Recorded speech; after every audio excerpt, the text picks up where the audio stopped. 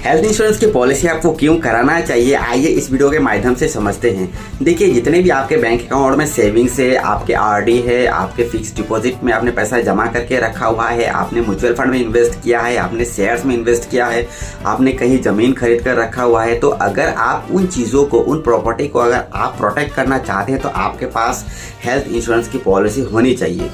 Health insurance की policy में आपको मैच्योरिटी का बेनिफिट तो नहीं मिलता है, लेकिन आपकी जो भी प्रॉपर्टी है आप उसे बचा पाएंगे। क्योंकि अगर आपको या फिर आपके फैमिली को किसी भी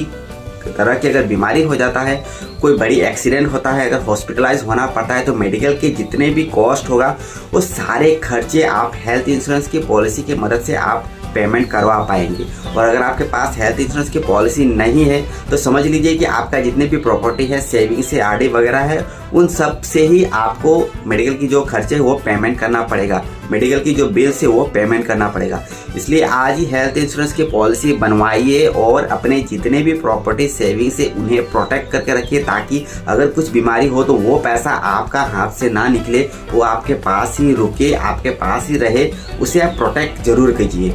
और हेल्थ इंश्योरेंस की पॉलिसी में आपको मैच्योरिटी का बेनिफिट्स तो नहीं मिलता है, लेकिन आपकी जो सेविंग्स है, आपका मेहनत की कमाया हुआ जो पैसा है, जो इन्वेस्टमेंट है, वो आपके हाथ से नहीं निकलेगा, वो खर्च नहीं होगा, वो आपके पास ही रहेगा। इसलिए हेल्थ इंश्योरेंस की पॉलिसी बनाना बहुत ज़रूरी है। अगर आप नहीं बनाते हो तो आपके सारे सेविंग्स एक दिन ख़त्म हो जाएगा और फिर आपको कहीं ना कहीं आपको लोन वगैरह भी लेना पड़ेगा, किसी से उधार लेना पड़ेगा। शायद उधार लेने के बावजूद भी आपके पास उतना पैसा नहीं आएगा कि आप अपने खर्चे कर पाए या फिर मेडिकल की बिल को आप पेमेंट कर पाए। इसलिए जल्दी से जल्दी हेल्थ इंश्योरेंस की पॉलिसी बनवा कर ही रखिए।